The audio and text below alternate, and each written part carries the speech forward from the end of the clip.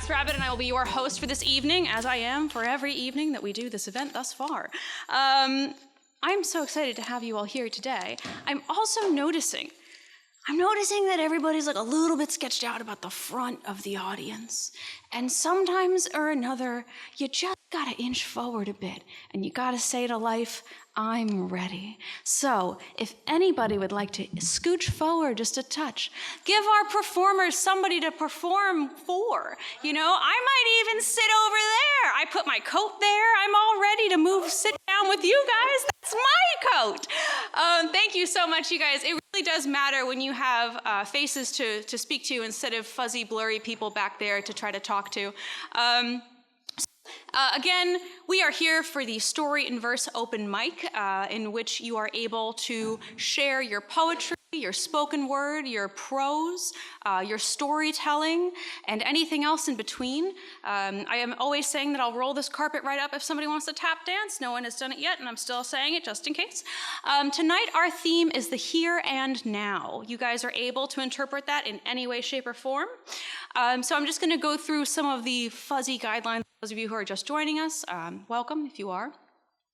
Every single performer has 5 minutes in total.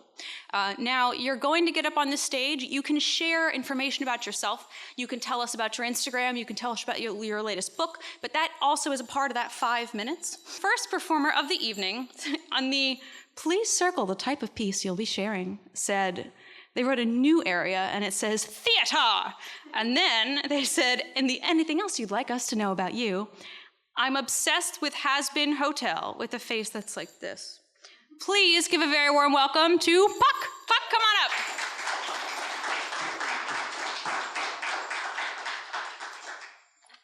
All right, hello. Happy holidays. I am thrilled to be first up here, and I'm so sorry in advance. I always say this, but I do something different every time I come up here, and today I'm doing something very different from anything I've done and anything that I've seen anybody else do before. So this is going to be interesting. I already got the go-ahead. I did not tell Brass, so this is going to be interesting. Oh.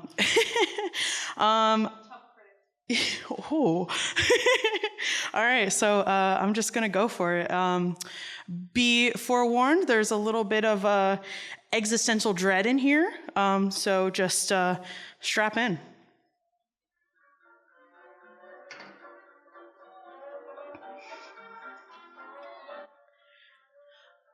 Good evening, folks, and welcome to the only interdimensional radio show on this side of Gaia BH1. I'm your host, your humble master of ceremonies, and you can call me Al. Now then, we're nearing the end of the lustrum, and my, how exhilarating the roaring 20s have been so far. For starters, millions are dead. A global crisis swept across the population, ignored stubbornly by everyone who wasn't directly inconvenienced. And by the time humanity collectively looked up from its cocktails and spreadsheets and said, this might be bad, well, too late. Millions are dead.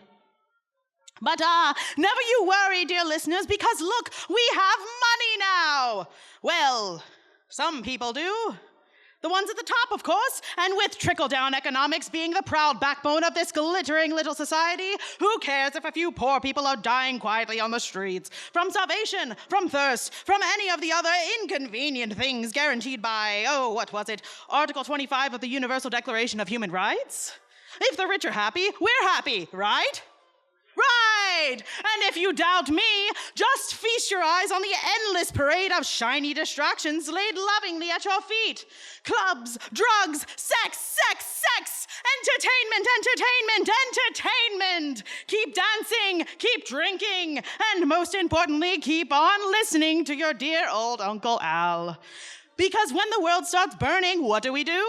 That's right, we turn up the volume. Now, what's this? It appears we have some undesirables amongst us. Society is crumbling, you see, and naturally someone must be blamed.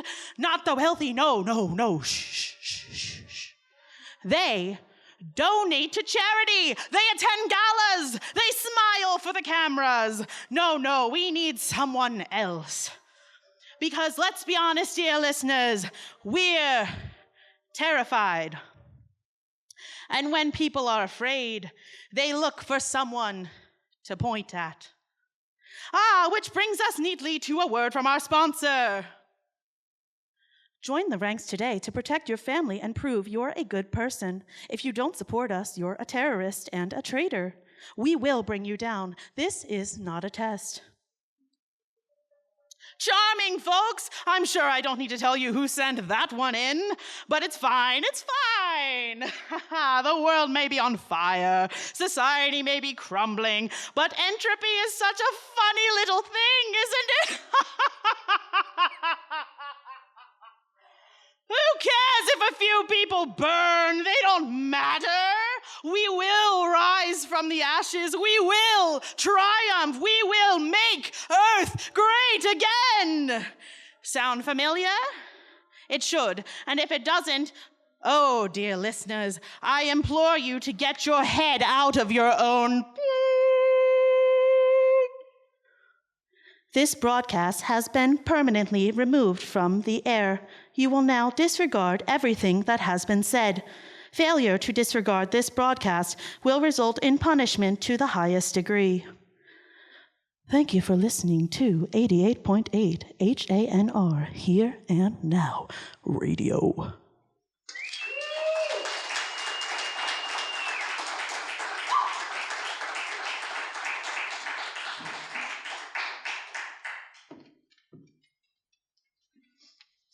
A speaker? You brought a speaker? Wow.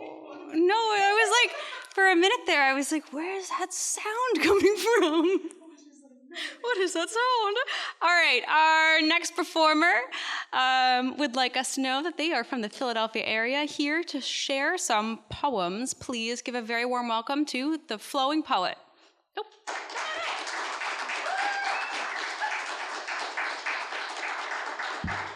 Wow, I didn't think I was going to get up here this early.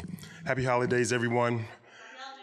Who am I? I am the Flowing Poet, a protector, a provider, a defender of the weak, a lover of my 4 children and God, a counselor to business and organizations, a constant think tank to the betterment of black diaspora. To men, I am a leader of men in their struggle for manhood, fatherhood, and success. To women, I am the assassin your heart craves, the poison that your lips desire, the death to your lonely, empty arms. I am the Flowing Poet. Tonight, I'm going to share with you a poem that I believe is a blueprint to bettering our communities. You ask me how? That's a very good question. How do we impact communities that we love, that we try to uplift our whole lives? Do we let it fester like a raisin in the sun? Or do we do like Nikki Giovanni suggests by having one? Revolution. Within ourselves, for ourselves, teaching and rearing our children in the admonition of the Lord, elders, and community mission. For surely the environment we can't control, nor any nook, cranny, or knoll, until we control our hope, faith, thoughts. It's all done locally. Your house, then my house, maybe. Then we take it to the streets. Not how you think, but with a magical feat. Big feet, little feet, medium feet, sweeping, cleaning, praying God's grace to come to our house and face to face. And then we look at who we really are. Louts, whores, sinners, thieves, no one better, not even a star.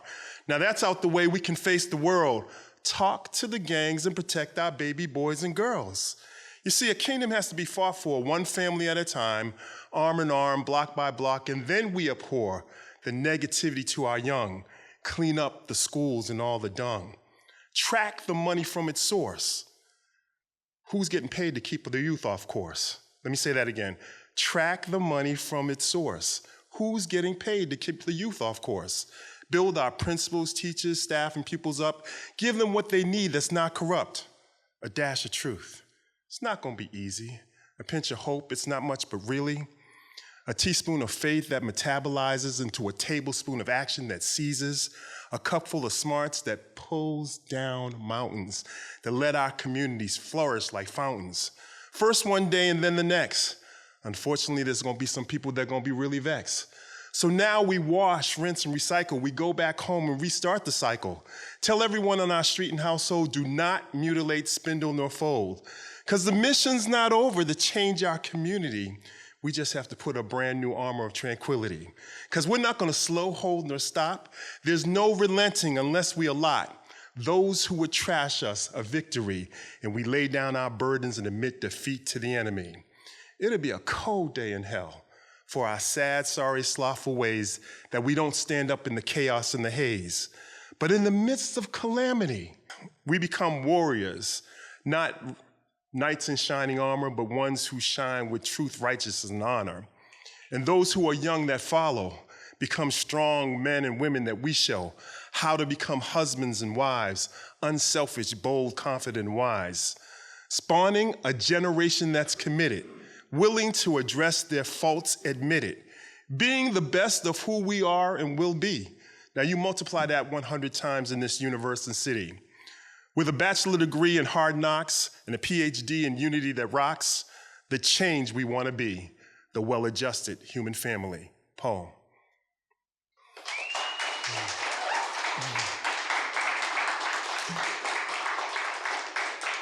You can follow me on Instagram, YouTube, or Gmail at RTMPAC, without a K.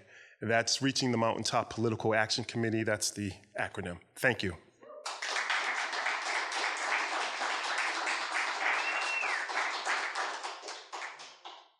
Love an easy Instagram handle. So few of us have them. Oh my goodness. Okay, so our next performer will be sharing our first story of the evening, and they would like us to know, this is my mom's story. She was awesome. Give a very warm welcome to Heather Smith. Heather, come on up.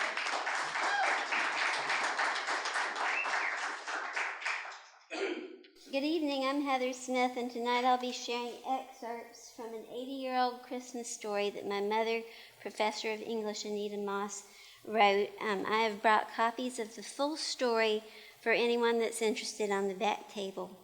Christmas, 1945. I stand clutching my doll, Roy Rogers. I'm 1.5 years old, but I remember this. It is a vivid memory. It is not something I've been told. Mama, Cabby, and brother are listening to the radio. I like that radio. It has an amber light in the center. I think people are inside, tiny people who tell the news or sing or say, we doctors prefer camels. But this time, the voice of the little man is saying, the war in Europe is over. The war in Europe is over. Mama and Cabby and brother are hugging each other and jumping up and down. And then my mother describes in beautiful detail about going to the store for the ingredients for the coconut cake, and that everyone knows the men are expected home on Christmas Eve, and they clamor about it as they get ready to go to the store. Grandmother talks to her. Your daddy's going to think you're the sweetest, smartest thing that ever was. She laughs and picks me up and twirls me around in her arms, and I kiss her on the cheek. My daddy's in France. I say and point to the picture on the mantle. When company comes, I always climb on the chair and get the picture down and show folks how handsome my daddy is in his uniform. Mama would tell how he had to leave before I was even born and go off and fight Hitler, and how she had to farm the place with just her 15-year-old brother to help.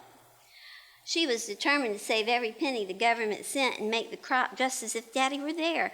Mama would say I was the good Lord's baby sent to help her in that hard time. Soon they received a telegram telling when Granddaddy will be home and make all the preparations, cleaning, decorating, and making all of his favorite foods, and at last he's home. When I get up on Christmas Eve, brother has already left. Mama spends half the day cleaning the house, and I have a little broom mop and try to help. Mama and Cabby don't pay me much attention. Cabby goes to the window to look down the road to see if they're coming yet. I sit in my red rocker and try to get Roy Rogers to sleep. He's too excited because Santa Claus is coming. Cabby calls out, it's them, they're here. She runs outside and Mama runs after her, and Prince dashes out from under the house and runs back and forth because he's so excited, and I hide behind one of the porch columns and watch. When the car stops, Cabby flings open the door and gets inside, and Mama waits outside the car. A tall man gets out. He picks up Mama and swings her around and kisses her. I've never seen her so happy. I can tell she doesn't remember me. I don't like that man hugging and kissing my Mama. She picks me up and says, "And here is our precious baby." I hide my face on her shoulder and won't look at the man in uniform. Mama gives the man coffee in a ruby glass cup. I can see the fire gleaming through the red glass and think it's prettier than any of the ornaments on the tree. I like the man a little better now that he is not hugging Mama. He is telling me how he has almost lost in a terrible storm in the North Atlantic, and I go to the living room and drag the pink velvet Rebecca Davis chair to the mantel, and I struggle to climb on the chair, and I reach up and get the picture of my daddy, being so careful not to drop it, and I climbed down just the way I always did, and I held the picture up to the man. "See, this is my daddy, he's in France." Then the man is picking me up, and I can feel the shiny gold buttons pressing into my soft flesh. I feel his rough cheek next to my soft one and wonder why it is wet, and I wriggle to get free. "Come on," I say. "Come see the Christmas tree, but don't cry, 'cause elves live in this tree, and they'll get upset and forget to bring toys to all the little children in the world." He smiled at me and then at my Mama. He took my hand, and we went to lie under the magical cedar Christmas tree to search for the elves.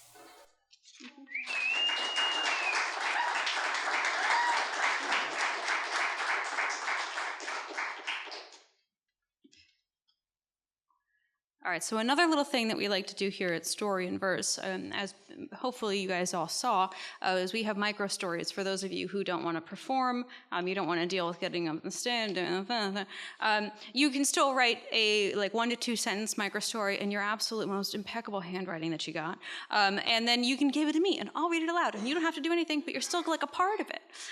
So our first micro story, tell us about a time you were in the right place at the right time. I accompanied my friend to say hi to a random guy in her class. Now I'm married to his roommate. All right, our next performer will be sharing poems with a handwritten S. They would like us to know, let's all have a wonderful, fulfilling, and happy New Year. Oh, and follow me on YouTube. Big round of applause for A. Benedict.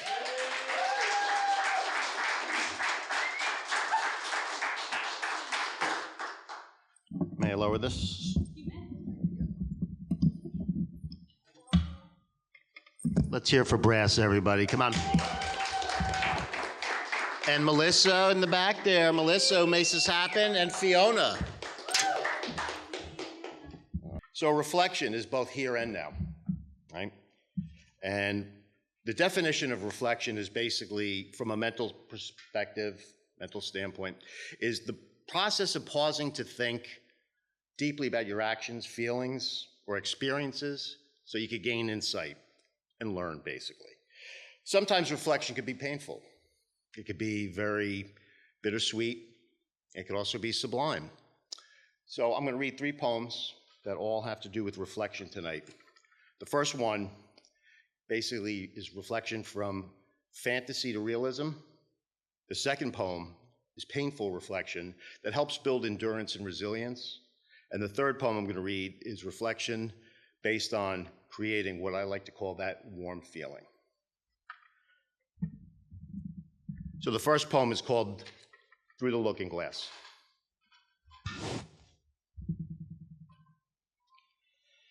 The hallway mirror affixed to the wall, dusty, opaque, desperately needing cleaning. The ceiling fan floating, dripping cosmic particles from interstellar space through eons, brightly gleaming. Water cut with Windex, wiping the looking glass, staring deeply, intently, seeing a smiling Alice, catching a glimpse of past errors and mistakes, contemplating previous venomous, hurtful malice. The Mad Hatter handed me a cloth, wiping away the streaks crisscrossing the years, scrubbing away transgressions, mixing the vinegar solution with past tears.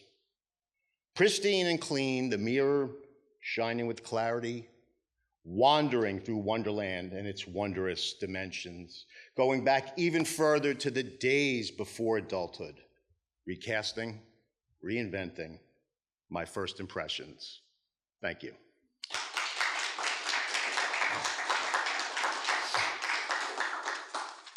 So again, reflection can be tough, be real difficult. This is a story from the perspective of a young boy who's going through that reflection years later. It's called Math Class.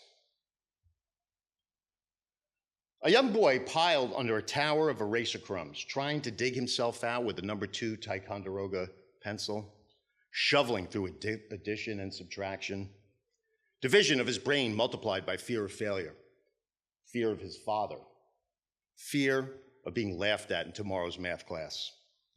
Buried in eraser droppings like pink snowflakes melting onto loose leaf paper soaked in sweat, tears, and dejection. You should invest in an eraser company, the furious father scoffs at the boy, continuing, then you'll be rich. Insult multiplied by the square root of rejection. The boy's mother tells the father, he's not stupid, he's just depressed. The father, flying off the handle, replies, the boy is fine, he's just stupid. The father taking off his thick belt, snapping, a terrifying sound subtracted by a smacking, leaving the boy drowning in his tears, hearing pencils cracking like trees in torrents of fear. Being called stupid is a symptom of insult, earning only a failing grade in the classroom of experience. Oh, and the boy got an A+ in his English class, but he was probably too stupid to tell his father. Thank you.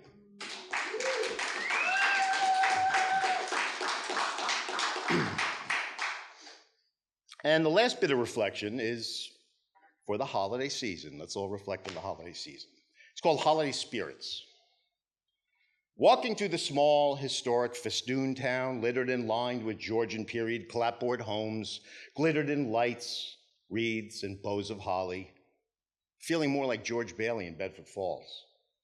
The setting sun melting the street as my mind wanders from holiday mirth, while passerby walk, talk, and meet, calling a story about some virgin birth, enjoying the colors and sounds of the season, smiling at the snowman who is grinning back, warmed by compassion existing without reason, craving a childlike toy from some overstuffed sack, receiving no present as I pop into the corner pub that smells like oak and smoke, dimly lit.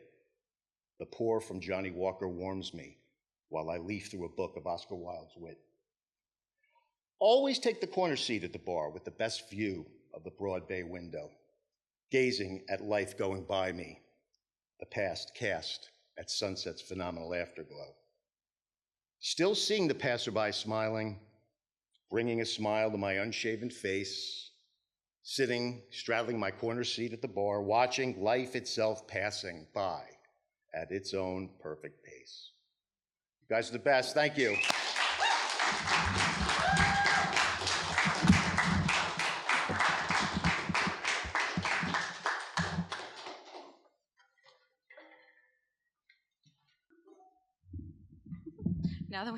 Now that we have a mic stand that actually works, it's kind of foreboding. All right, so up next to share some poems, please give a very, very warm round of applause to Lillian. Lillian, come on up.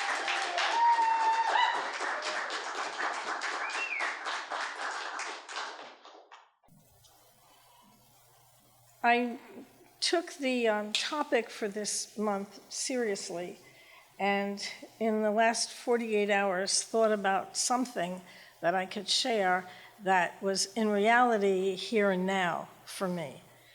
And the here and now for me is really a very long time. And for many of you who know us, Mark and I have been coming here for about 1.5 years, but we've been together a long time. And I thought it might be interesting for me to share with you those 43.5 years. So this is 43.5 years.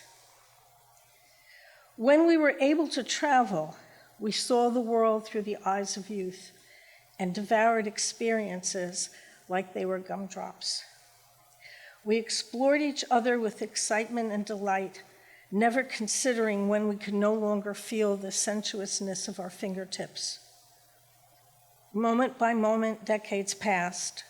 Leaves turned brittle beneath our feet, and seasons melted like snow on a sunny day.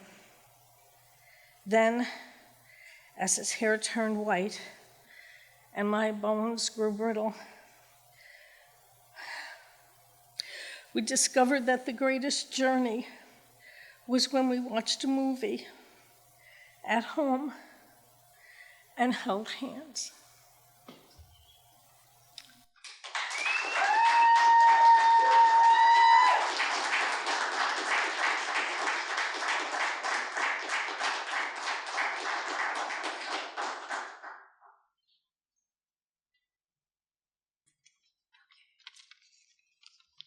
Our next performer is our first performer who will be doing this. Coming to the stage with some spoken word, please welcome Dylan Washington.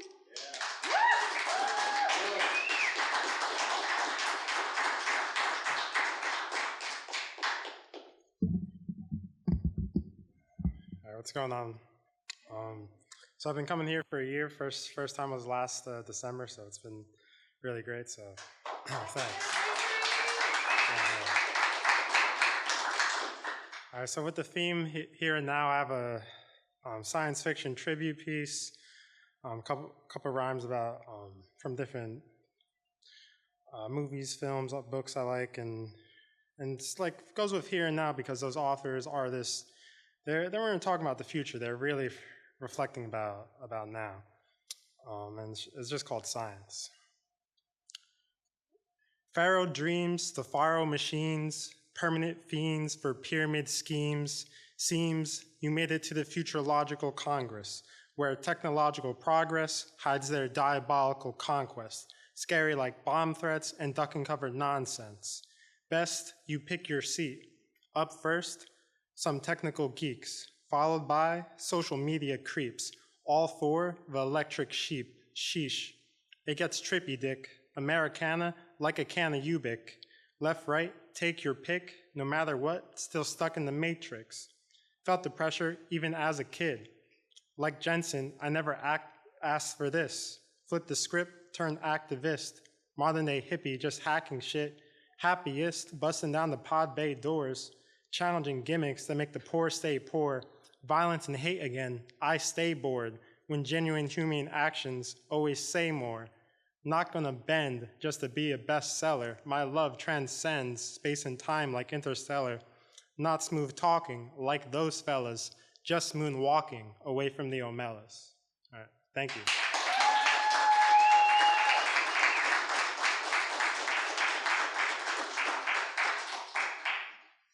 So you guys, we only have 6 performers left, which means I'm going to hold you captive. Okay, so I was in part inspired by Melissa's contribution by writing our micro-story. And our micro-story is, tell us about a time you were in the right place at the right time. And as our theme is here and now, this hopefully will fit a little bit. So over the summer, myself and my wonderful partner went to Ireland, which is to visit his family farm. And we went to Ireland and we had all these plans. And the first thing that I did when I found out that we were going to go to Ireland for 2 weeks was find where the tallest mountain in Ireland is. Because that's one of the many hobbies that I have, is I am very risk averse, but I love just kind of like sketching myself out like a little bit. I love just being like, oh, like I hate this. And then like going back down again. So I do a lot of hiking. I own multiple pairs of ice cleats. I can't use a pickaxe because I have problems with my shoulders, but I would if I could. So I have some mountaineering experience. I have a lot of hiking experience. And I going to Ireland, I said, where is the biggest thing in Ireland? And guess what? It's like 6 minutes from where we are. So I was like, excellent. I'm going to figure out how to, 1, pronounce that word, and then 2, I'm going to go there. And I spent a lot of time reading about Carter Hill, and I spent a lot of time, thinking about it and figuring out, okay, what's the drive like, and what is this like? And everything that I was able to obtain as information about this was people saying, I do this for a living, and I wouldn't recommend anybody does it. And so I was like, oh, that's not good. And my partner, Dan, who is just like so excited, and he's golfing, and he loves to golf, and that's what he does. And he's like, we're going to hike this. And then little by little, like the days passed, and I kind of kept thinking, I don't think we should hike. I don't think you should hike this because you don't really hike, and it seems like I shouldn't be hiking this. And so I don't think you should do that because you don't know how to do this. And I realized that as I'm unpacking, I forgot my hiking pack. So I don't even have a backpack, but I have like all the kind of accoutrements to be able to put this together. So I borrow a Skechers, one of those free bags from Skechers that they give you with the ties, and I'm wearing like every article of clothing that I have, because in Ireland, especially if you get very high up in the air, the weather will change immediately. It'll start snowing, and then the sun will come out. And then it'll be beautiful, and then it'll start raining, and then fog will roll in. So you have to be prepared for all of that to happen to you. So I tell Dan, you know what? You go golfing, sweetheart. I'm going to go up this mountain, and then I'll see you later. And I have no one with me, and I have my phone, which is fully charged, and I have all of my little gear, and I brought carrots and all this other random stuff that I was able to get in Ireland. And I have my Skechers backpack, my hiking shoes, and he drops me off at the foot of this thing, and I'm like, goodbye! And there's a little, kind of like whenever you go mountaineering, like a little store before you wave goodbye to before like you die. So like there was a little store, and there was this beautiful cat, and I was having a really nice time doing that, and I was alone, and I was thinking, okay, well, time to start this thing. And it was about 3,478 feet above sea level, which is not very big, but the hike that I was supposed to do was go up something called the Devil's Ladder, which we'll get to later, and then to get to the summit, get all the way up to the summit, and then I was going to go down something called Father O'Till's Path, I believe it was, and that was going to go like this, down, back to the little death shack that you wave to. And I start on my jaunt, and this entire hike was going to be probably about 8.9, 10 point, something around there, mile-wise, or kilometers. And I start off, and there are some men in front of me, and I'm like, oh, those are the older men that are in front of me, and they all have poles, and they have all of this stuff with them. And I don't use poles when I hike, so I felt good about that. And I start to see what's going to happen. And as I start to see it, anyone who's done any sort of summiting knows that that's the worst part, is when you see what it is, and then you go, oh my God, I should leave. But I couldn't, because he was golfing. He was golfing, and he was going to be there for 4 hours, so I had to do this in 4 hours. So I'm like, okay, we got to trudge forward, and I'm feeling good, I'm feeling fine. And the thing I didn't know about Ireland is they don't mark anything. They don't mark anything at all. They have nothing that says, hey, by the way, multiple people die here all the time, and also there's no trail markers. So I'm walking, and I'm seeing these older men, and their heads are bobbing, and I'm going, okay, that's where you guys are. And I'm trying to follow their footprints at a certain point, because I lost them. And there was no way to know, should I go this way? Because there's all of these big things in front of you. So I finally get to a point where I get to through an enormous amount of trudging and all this stuff, miles and miles, I get to the bottom. And at the bottom is a 90, it looks like this. It's like a 90-degree angle, and it's big rocks, and they're wet. And I look at the older men, and I'm like, you guys done this before? And they were like, yeah, he's, Mark's done this 1,000 times. And I was like, oh, cool, Mark, can we hang out sometime? Can I come with you? And he was like, you can come with me. Yep, all right, we can go. And so they're all eating their sandwiches, and I was just sitting there like, okay. And there's water is like pouring off of these rocks, and it's probably about like, I don't even know, half a mile. Just this up, you go up, you go up. And so me and these middle-aged men they have their poles, and they're going real slow, and our leader, Mark, he's right directly in front of me, and he's leading us up, straight up this thing, which I did not plan to be rock climbing at this point. And he's telling us to do this, and then we're all getting water pouring on us, and the rocks are slippery, and they're also moving under your feet, and there's also tons of people under us. which is a problem. So if you move your foot wrong and then a tiny rock falls, it will kill somebody way down under there. And this is probably one of the scariest, hardest things that I've ever done in my entire life. But Mark, tried and true with his sandwiches, he guided us up that thing, and then they all wanted to take a seat, and somehow they had more sandwiches at the top. We got to the top, they sat down, they pulled out more sandwiches, and I said, Mark, thank you so much. And he said, right up there. And then I was like, I'm going to go down Father O'Toole's path. And he said, you can't do that. It's going to be too dangerous. And I was like, you got to be fucking kidding me, Mark. So I go up to the top. I see the thing. It's absolutely gorgeous views like you would not imagine. Completely breathtaking. I could see almost back to my partner's ancestral family land. It was so high in the air, and it was so clear. There are sheep, and there are wonderful people, and I'm cold, and I'm wet, and I'm like, all right, time to go down now.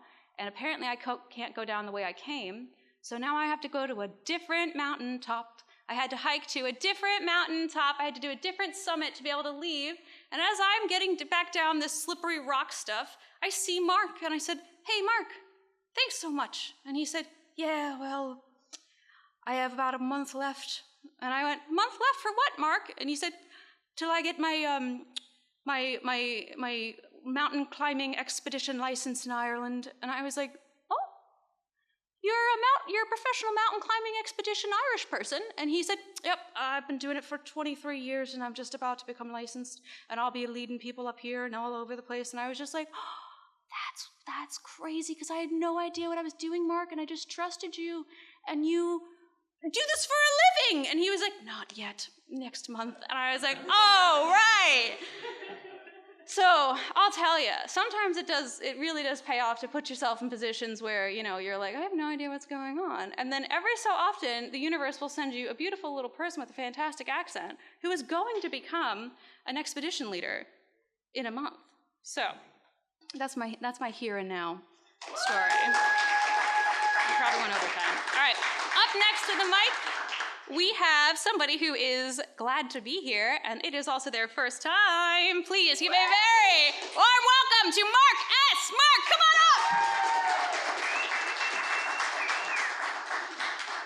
up! Good evening. Very pleased to be here. And also just want to mention there are numerous open mic events, not just at Classics Bookstore in Trenton, which I do have numerous books, which I'd prefer that you buy them at Classics Books in Trenton or from Blue Jade Press, which a local publishing company which does a lot for local writers, giving us a chance to put our work into print. I learned about this event recently, and I thought, well, I really need to just go. And this is from my book, Under Watchful Eyes. And of course, you always have to have tricks up your sleeve, especially with the cover. You have to look at it twice to know how many people are there. This one's called You Never Mention Her Name. Always most discreet, she never divulged secrets, nor spoke carelessly. Once you trusted her, she took a liking to you, a fondness even, could relax in your presence, seemingly let down her guard. I guess she loved you. Each time I saw you with her, her hand leading you, how she softly spoke to you, though at times she looked away. Now that she is gone, often you pause to glimpse her, as if in a dream. Thank you. Appreciate it.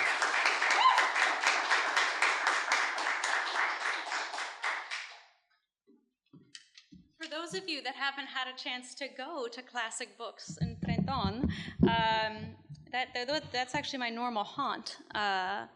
There are some wonderful, wonderful people that run that store, and also some spectacular books. If you're looking for holiday gifts, that is an excellent place to go. Some really cool bespoke items in there. All right. Our next performer wants us to know, they'll be sharing some poetry. They want us to know, keep climbing the mountain. Oh my God, same. Please give a very warm welcome to Deborah. Deborah, come on up.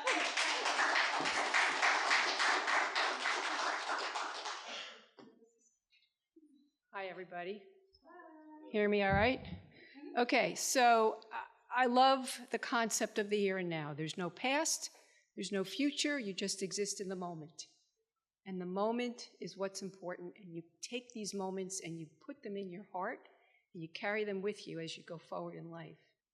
And thanks for the reference to the mountain, because it's in my poem.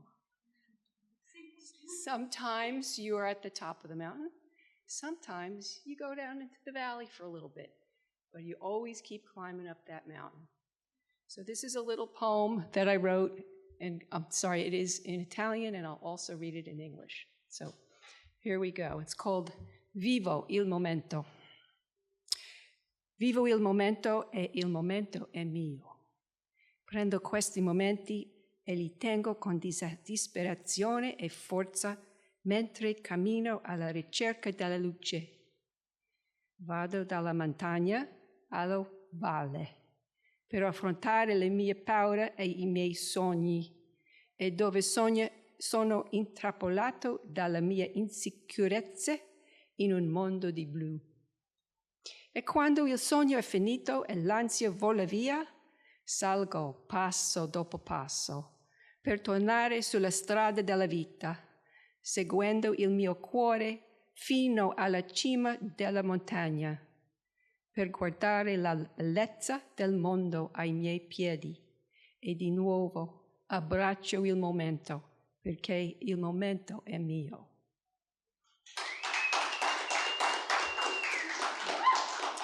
In English, I live in the moment, and the moment is mine.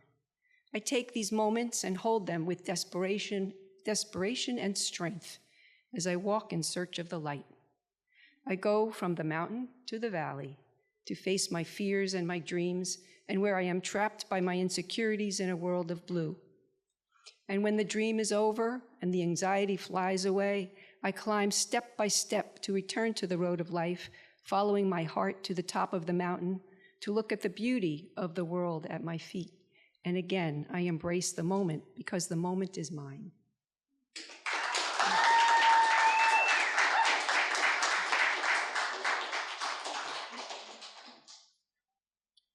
Tell us about a time you were in the right place at the right time. Right here, right now. Woo! All right, our next performer will be sharing some poetry. They would like us to know. Happy holidays to all. Jeff Hansel, come on up.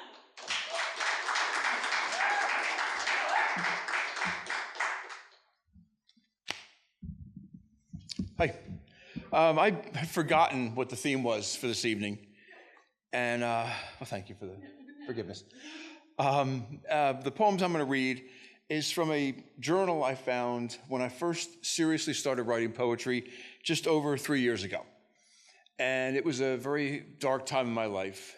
And hearing everybody, all the wonderful spoken word and stories and poems everybody's been reading tonight, just made me think that I am truly happy that to be right here, right now, and just the here and now, I've come a long way. So without further ado.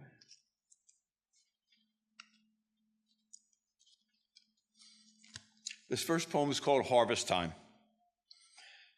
I've let the wheat and chaff grow alongside each other. Against my better judgment, I've endured each in direct opposition. Harvest time has come. The chaff that I have endured has taken nothing from the wheat. Together but separately, it grew, though I did nothing to aid it, only giving it fertile soil. Its smoke is pleasing. Now the wheat is in the barn. What a fine crop it is.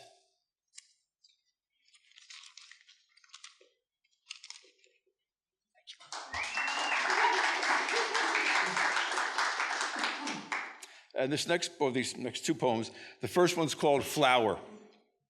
Oh, how you have grown.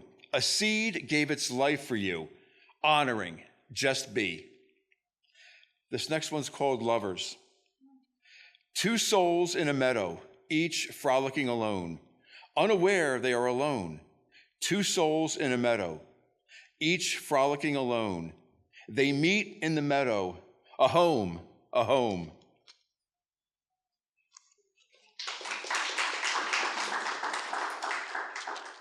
Here's these last two. This first one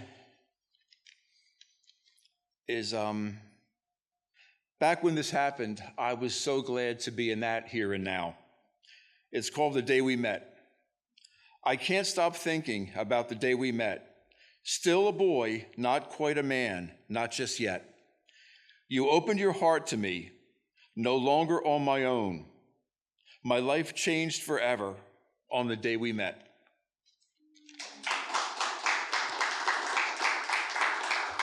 And my final poem is called My Heart. Sometimes heavy, sometimes light. It beats all day and all night. And sometimes it beats so very fast, so much so I wonder how long it will last. For when it's heavy, you're being missed. For when it's light, you're being kissed. You'll never know how much I care. For whatever state my heart is in, when it comes to my heart, you're always there. Thank you.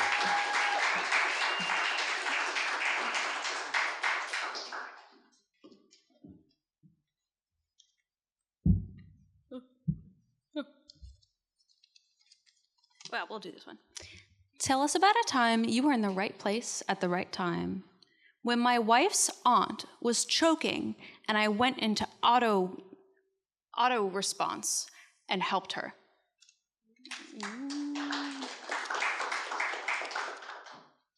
All right, up next, we have our next one. We'll be sharing some poems. They would like us to know this is a special beginning of a big event. Please give a very warm welcome to Mark. Mark, come on up.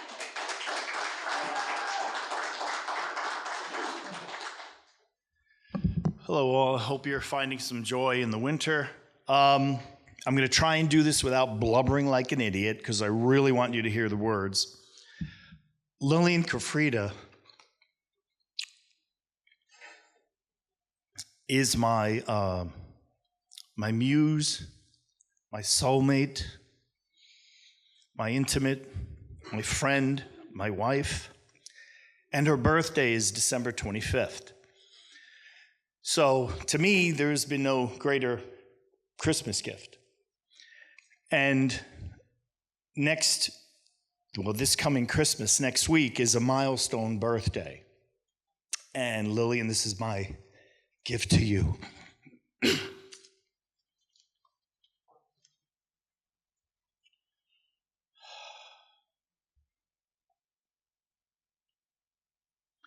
8 decades of giving. As a small child, you tried to smell the sun in your hair and catch the wind in a Dixie cup. Elementary school years were distinguished by compassion for a sick friend who lost much outside playtime to healing. Teenage years became a discovery of the hope for religion's true value, only for it to later prove pretending to your needs. Early adulthood's marriage to a surprise betrayer resulted in a son whom you loved and cared for like a many-armed, benevolent mother Hindu goddess.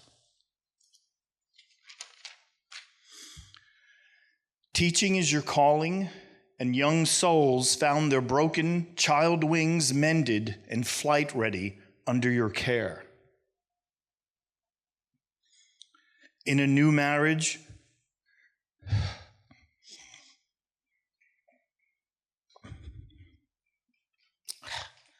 you became a beacon to your lost husband, Odysseus, who appreciatively bowed to your graceful guidance in shining him home. Creativity is a constant golden thread in the weaving of your life and manifests in everything you think, make, and do. Now, as you slow to the demands of the day, with your heart always accepting the pangs of change, your eyes reflect the wisdom of a life well spent on the encouragement of others to walk forward. There is no doubt that when you shed this life, you will follow the smell of the sun to your universal forever home, waiting for the call of help carried by the solar wind. Thank you. Thanks for indulging me. Happy birthday, Lillian.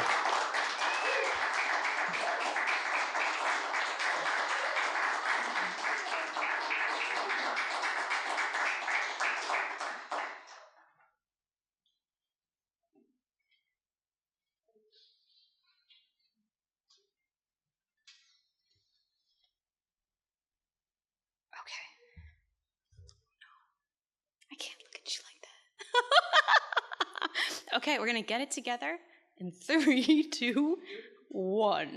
No, sorry, I'm gonna get it together. Okay. Wow. May we all find what you guys share.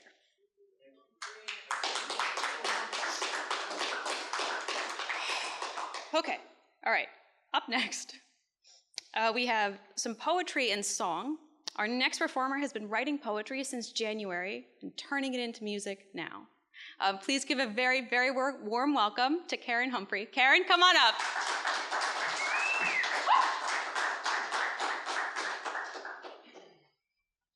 Wow, it's very daunting to be standing up here in front of you guys. This is my first time at an open mic ever. Thank you. My knees are actually shaking, I have to tell you. I have a poem to read, and I'm going to give you a little background about myself. So I've been writing for actually my whole life. I started writing poetry in January as the result of a devastating breakup of a relationship of mine. I was going to read a simple poem today and just a simple song, but the emotions in the room were quite deep. So I'm actually going to read you a poem that I wrote on the day I signed my divorce papers. I spilled my signature on some papers the other day, and just like that, my old life drifted away. I won't say the word, it's not really what I wanted. Out in this world, alone and haunted. It's been 4.5 years, tissues full of tears, makeup smears, bars and beers, approving and disapproving leers from lovers and peers, pages of fears. When does the sadness disappear? I've cried on friends' shoulders. I'm 5 years older.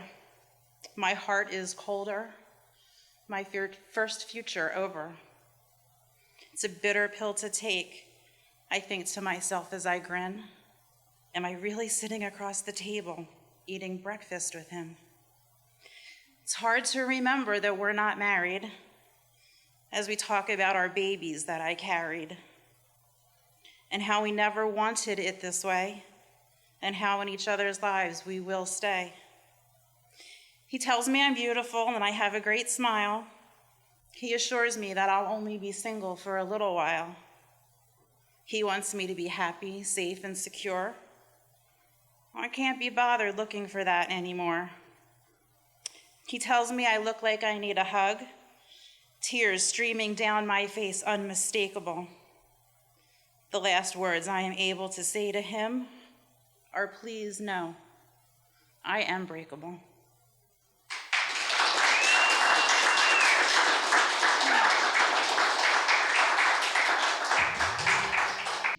Thanks for listening. Thank you.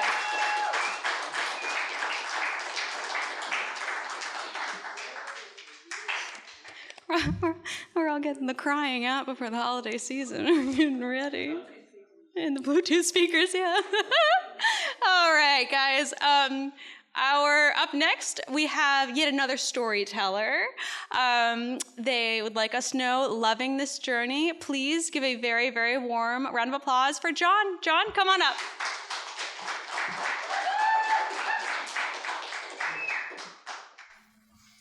Hello again. Hi. I'm sprinting up 2 flights of stairs on 72nd Street in Manhattan. No, not at all. Thought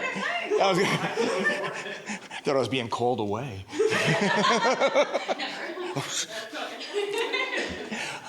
I'm sprinting up 2 flights of stairs on 72nd Street in Manhattan. My heart is pounding. I'm afraid I'm going to be late for this audition. I duck into a bathroom. I'm washing the sweat off my face. I'm trying to scrub the dirt and grease off my hands, looking like I just crawled out from underneath my car. Because I did. 30 minutes earlier, my 2009 Mustang decided to lose all of its transmission fluid. The car dies as I coast into the parking garage on 55th Street. I push the car down the ramp. The attendant sees the trail of transmission fluid and shakes his head no. I beg and plead with him, telling him I can't miss this audition. And nothing says trust me like a stranger pushing a dead car into your garage. He takes pity, we push the car against the wall, I give him $20 for understanding, and I jog to my audition. So now I'm in this bathroom, I'm drying my face, and I look in the mirror, and I go, I'm 65. What the hell am I doing trying to audition? The last time I auditioned was back in high school, and the biggest role I ever got back then was reporter number 1 in Gypsy, and no one ever remembers reporter number 1 in Gypsy. At my age, I should be going to, senior citizen specials and get my discount, damn it. But instead, I'm chasing a dream. I failed senior English in high school. I have a limited vocabulary like a well-trained golden retriever. But I finally got over my fear of writing 4 years ago, and this summer I wanted to bring my stories to life and perform them. The first open mic I go to is The Moth in Brooklyn, and there you drop your name in a hat, and they pull out 10 names. Unfortunately, I'm not picked that night, but they allow the unpicked to come up and do 2 lines. So I come up, I do my 2 lines, and I like it here. I like this. I see the next night there's a Moth show down in Philadelphia, so I schlep all the ways down there with the same result. Not picked, but I do my 2 lines. Well, now I'm looking for open mics anywhere I can find them. One night I'm in the Village, it's 1 a.m. I follow a woman in a sequin dress who's singing Close to You to a stuffed dog in a diaper. And hey, gotta start somewhere. So I'm trying to perform at least once a week, but gas, parking, and tolls, I'm out by exit 98, are starting to add up, but I'm loving this journey. I see Love Notes as having nationwide auditions for their 3rd annual off-Broadway show. This is a show about love and heartbreak and everything in between, and I got one of those. My story is about how my friend Stephanie and I reconnected after 30 years, and we've fallen in love. So here it is, it's Saturday, it's audition day. I'm in this bathroom drying up, trying to compose myself, trying to forget about my unmovable car. I step into the hall. The director opens the door and invites me into a small room. She sits behind a table with an assistant and says, "Whenever you're ready." Great. It's just me, 2 strangers, me bearing my soul and thoughts for 5 minutes and hoping they like me. No pressure, which is what I say to myself before I panic. I finish, they smile, and they say, "We'll let you know by Tuesday." Cool. I leave, and then I realize I gotta call a tow truck driver. 12 hours, 1 lost tow truck driver, and $542 in towing later. At 4 a.m., I'm finally in bed. Awesome. It's now Tuesday, and all day long, I am hitting refresh on my computer. I look like those seniors at AC, hitting the slot machines. But by 10 p.m., I don't see anything. All hope is gone. So I lay on the sofa, I'm doom scrolling, figure I blew the audition. But then I see a message on Instagram from Heather, the director. It says, "John, good news, but your email bounced." Good news, what does good news mean? Am I in the show? Did I make callbacks? Is it like Miss America, I'm first runner-up? What does this mean? So I text her back. A few minutes later, she goes, "That email bounced again. Do you have another one?" Well, I do have an AOL address. Do not judge me. And I send that off to her, but I don't hear any response, so I go to bed, but I can't sleep. It's 2 a.m., my head's going wild. I get up, go over to the computer. I'm eating grapes. I'm eating peanut butter crackers, clearly eating my feelings. And I finally go back to bed. Next morning, I wake up, and it's like Christmas for me. I'm going to run over to the computer. I go over to the mouse, vigorously shake it, trying to wake it all up. And then I see it. Subject line: "Congratulations. you made the cast. All those late nights, long drives, transmission, and self-doubt paid off. And it looks like reporter number one finally got his chance. Thank you.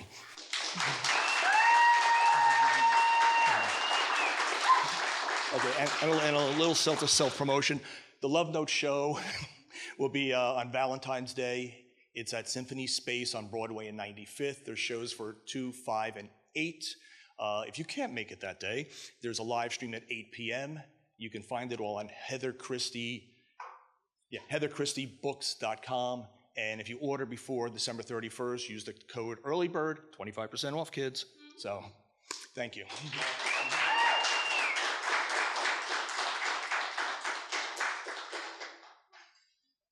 We have one final performer, and then we will all trudge back outside into what's left of the snow. Let me actually do this first. Tell us about a time you were in the right place at the right time.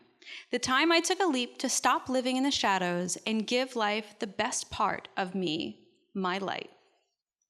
Yeah. All right. Up next and up finally to this mic for this year. Wow. Please give a very warm welcome to Janet Latoya.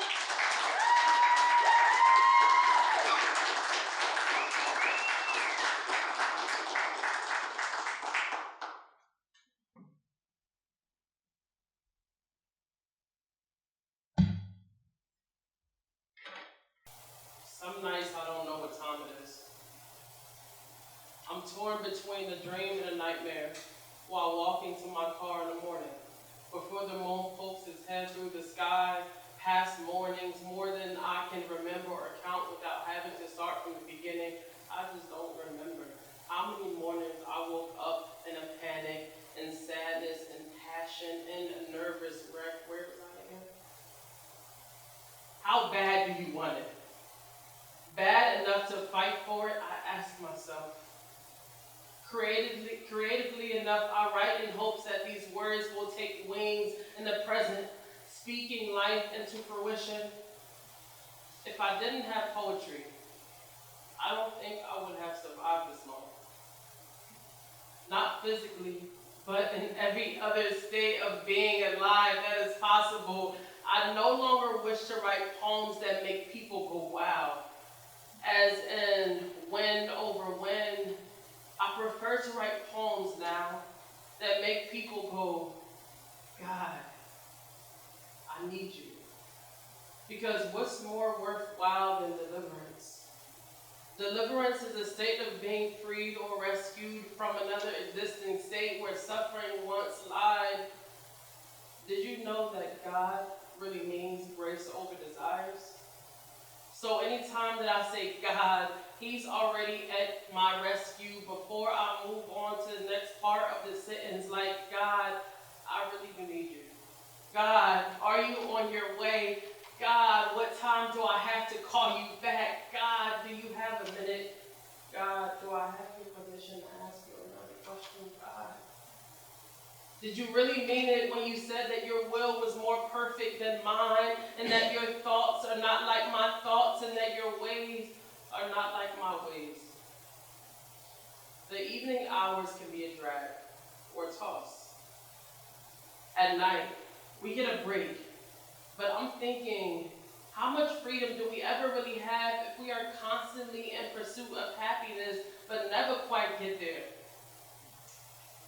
We mean well, but we spend too much time fixated on our own imagination. We've created this reality that we think should be, or a reality that won't be, and an image of life without disaster. Disaster without the presence and beauty of life.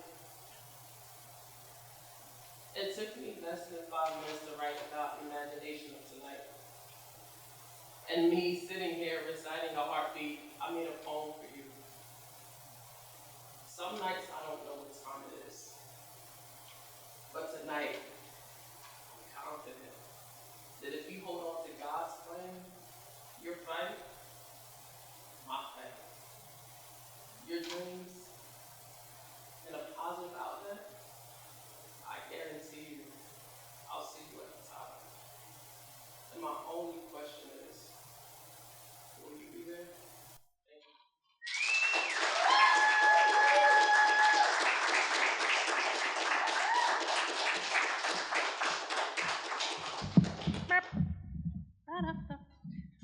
All right. Ladies and gentlemen, now we get to the part where I just read a bunch of stuff to everybody. Okay, so we have a couple announcements. So announcements will begin. The Arts Council of Princeton is the gracious organization that hosts us and keeps our doors open. I don't know if you noticed today, but when you perhaps put into your Google Maps thing that you needed to come here, it said they were closed, because they're technically closed right now. They were closed when you got here. They are so wonderful to us, and they host this space, and they do an enormous amount of work getting the word out and making sure that everybody comes in. So can we have a very, very big thank you to the Arts Council of Princeton?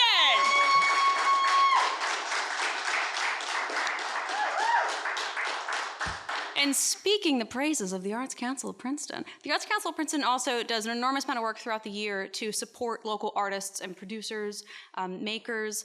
One way that you can support the Arts Council and support people who are doing that, they have artist chalets, which is a word that I had to write down phonetically. They have artist chalets in Heinz Plaza. That's right on over there, the one that's really pretty and is all lit up. If you are in this area, we'll be stopping through this area. They end on Sunday. Spend your money with people who make things hand in hand. If you have the opportunity to help somebody pay that PSE&G bill by the end of the month, do so. There are people who are over there. They are small business owners. They are trying to pull through this year. The Arts Council is supporting them and their craft and what they produce. So if you have any gifts that you've got to get, consider going on over there. So yes, come on. I mean, come on. So that is going to be ending on Sunday, just an FYI. We have some really exciting things that will be happening next year. We have our January event. We will be doing the theme. Our January event will be January 15th. And that will be exactly same time, same place, same person. Our theme for that will be beginnings.